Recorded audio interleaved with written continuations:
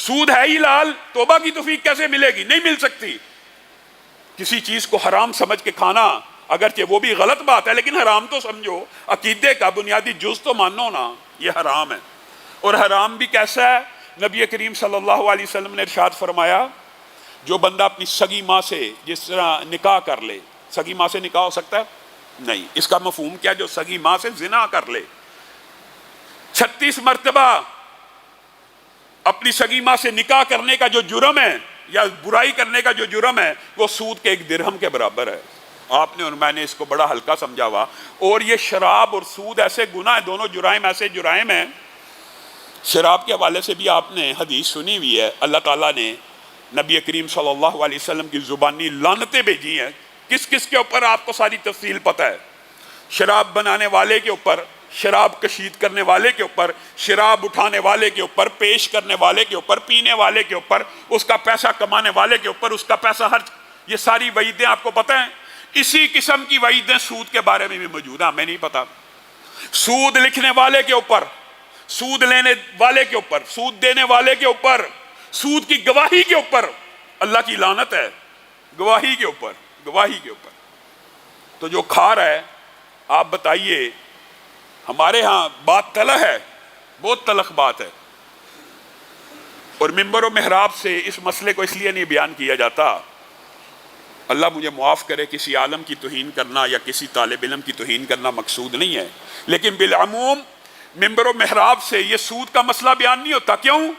کیونکہ حاجی صاحب کا سارا کاروبار ہی سود پہ چل رہا ہے، شیخ صاحب کا سارا کاروبار ہی سود پہ چل رہا ہے، میاں صاحب کا سارا کاروبار ہی سود پہ چل رہا ہے۔ اگر سود کے مسئلے بیان کر دیے تو مسجد کا تو چندہ بند ہو جائے گا، مدرسہ تو چلنا بند ہو جائے گا۔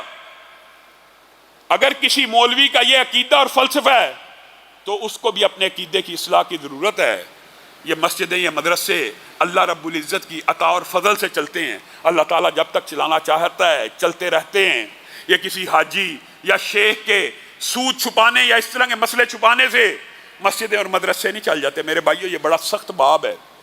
ہم کس مغالطے میں، آپ آج ہی کے جمعے کی بات میں آپ کو مثال دے رہا ہوں، صرف لوگوں کو یہ دلائل رٹا دیے گئے ہیں کہ یہ جی 9 نقد اور 16 ادھار بھی سود نہیں۔ اگر 9 نقد 16 ادھار بھی سود نہیں ہے تو پیچھے سود کیا رہ گیا؟ اللہ تعالیٰ ہم سب کو، کہنے والے کو اور سننے والے کو، اس سود سے بھی بچائے، اور وہ جو حدیث ہے ان کی چنگاریوں اور تپش سے بھی بچائے۔ اس سے مراد کیا، یہ بھی سن لیجئے۔ بینک کے اندر یہ جی بینک سود کا کام کرتا ہے، ہم اگر اس سے پروفٹ نہیں لیں گے، اگر اس سے سود نہیں لیں گے، وہ تو بینک کو فائدہ ہے۔ یہ بھی شیطان کا مغالطہ ہے، یہ بھی شیطان نے وسوسہ ڈالا ہوا ہے۔ جی بینک کے اندر میں نے پی ایل ایس ہی کھلوایا ہوا ہے، اور اس لیے کھلوایا ہوا ہے جو سود کی رقم آتی ہے وہ میں معاذ اللہ مسجد کو دے دیتا ہوں، وہ میں غریبوں کی مدد کر دیتا ہوں۔ میرے بھائیو، سود کا پیسہ دینے والا جس طرح ملعون ہے اسی طرح لینے والا بھی ملعون ہے۔ تو سود کے پیسے بینک میں اس لیے لیتا ہے کہ بینک کو فائدہ نہ ہو، لیکن خود نکال لیتا ہے، تو اس وعید میں شامل ہو گیا جو رسول اللہ صلی اللہ علیہ وسلم نے کہہ دی کہ لینے والا۔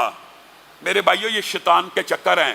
اور یہ بھی بات یاد رکھیے، کسی بندے کے پاس غلطی سے توبہ کا ارادہ رکھتا ہے، سود کے پیسے اکاؤنٹ میں موجود ہیں، تو علماء نے جو اجازت دی ہے وہ صرف یہ ہے، بغیر ثواب کی نیت، جو بندہ سود کے پیسوں کو ثواب کی نیت سے خرچ کرتا ہے وہ بھی سود لینے کے جرم میں شامل ہے۔ ہاں توبہ کر چکا ہے، اکاؤنٹ میں کچھ پیسے موجود ہیں، بغیر ثواب کی نیت کسی کی مدد کر دے، مسجد میں دینا چاہتا ہے دے دے، مدرسے میں دینا چاہتا ہے دے دے، کسی سود والے کو آزاد کرنا چاہتا ہے کر لے، بغیر ثواب کی نیت کے، پھر وہ اس وعید سے بچنے کا امکان ہے۔ جہاں تک بات ہے کرنٹ اکاؤنٹ کی، تو میرے بھائیو یہ حدیث سے بات ثابت ہے، اور رسول اللہ صلی اللہ علیہ وسلم سے بھی ثابت ہے کہ رسول اللہ صلی اللہ علیہ وسلم نے یہودی کو زرع گروی دی تھی۔ آپ نے مشہور واقعہ پڑھا ہوا ہے۔ گویا کوئی بندہ سود کا کاروبار کرتا، اس کے پاس امانت رکھوانا جائز ہوتا ہے، امانت رکھوانا جائز ہے، اور یہ صرف مجبوراً علماء نے اجتہاد کر کے اس بات کی اجازت دی ہے کہ آپ بینک میں اگر کھلوانا چاہتے ہیں صرف کرنٹ اکاؤنٹ کھلوا لیں، کیونکہ وہ امانت دار ہے، اور قرآن پاک میں اس طرح کی آیتیں بھی موجود ہیں کہ بے شک بعض یہودی ایسے ہیں کہ جن کو اگر تم خزانے بھی دو گے تو تمہیں لٹا دیں گے، یعنی امانت دار ہوتے ہیں۔ اس کا مطلب ہے سودی بندہ بھی امانت دار ہو سکتا ہے، تو بینک کو اس بات کے اوپر قیاس کر کے کرنٹ اکاؤنٹ تو کھلوایا جا سکتا ہے، لیکن اکثر علماء کا موقف یہاں پہ بھی اضطرار کا ہے کہ یہ مجبوری ہے، کراہت کے ساتھ، کیونکہ اس پیسے کا بینک فائدہ اٹھا رہا ہوتا ہے تو کہیں آپ اس کے ساتھ سود میں تعاون میں شامل نہ ہو جائیں۔